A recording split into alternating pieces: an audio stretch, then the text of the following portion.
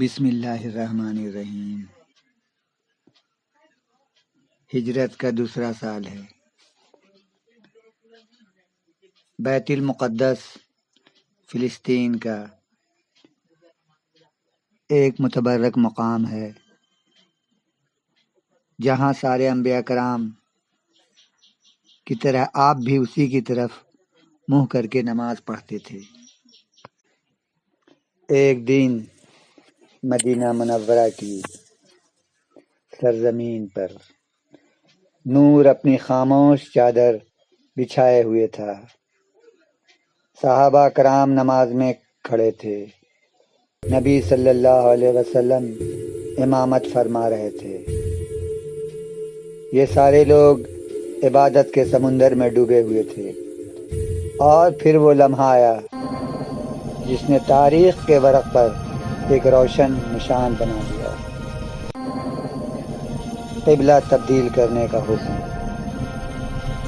اللہ تعالیٰ فرماتے ہیں سورہ بقرہ کی آیت نمبر 144 میں، ہم دیکھ رہے ہیں اے محبوب آپ کا آسمان کی طرف بار بار دیکھنا۔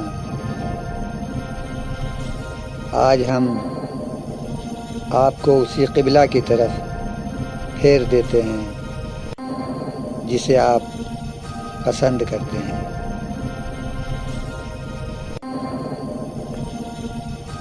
پھر کیا ہوا؟ مسجد قبلتین میں نماز کے دوران رسول اللہ صلی اللہ علیہ وسلم نے اپنا چہرہ مبارک بیت المقدس سے موڑ کر کعبہ شریف کی طرف سمت کر لیا۔ پیچھے والے صحابہ کرام نے بھی فوراً اپنے قدم موڑ لیے۔ یوں نماز کے اندر ہی قبلہ بدل گیا۔ گویا مسجد نے دو قبلے کا منظر دیکھ لیا، اور اسی لیے اس کا نام پڑا مسجد قبلتین۔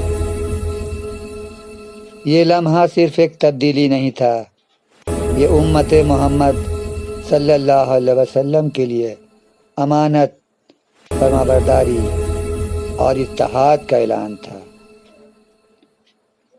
آج بھی وہ مسجد مدینہ میں خاموش کھڑی ہے، جیسے وقت کے پردے میں محفوظ ایک آیت جو یاد دلاتی ہے کہ جب اللہ حکم دیتا ہے تو مومن کے لیے سب راستے سیدھے ہو جاتے ہیں، اور یاد دلاتی ہے ہمیں اس بات کا کہ ہمارے نبی صلی اللہ علیہ وسلم اللہ تعالیٰ کے کتنے محبوب ہیں کہ اللہ تعالیٰ ان کی خواہشات کا بھی احترام کرتا ہے۔ شروع میں سارے لوگ خانہ کعبہ ہی کی طرف رخ کر کے نماز ادا کرتے تھے، یعنی ہمارا قبلہ خانہ کعبہ ہی تھا۔ پھر بعد میں یہ حکم نازل ہوا تھا کہ آپ بیت المقدس کی طرف رخ کر کے نماز ادا کریں، اور یہ تبدیلی تھی، اللہ کا حکم تھا، اسے ماننا ہی تھا۔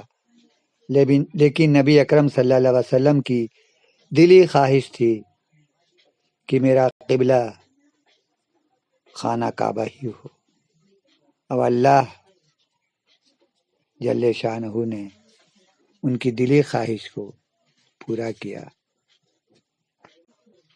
الحمدللہ، اشہد ان لا الہ الا اللہ واشہد ان محمدًا عبدہ ورسولہ۔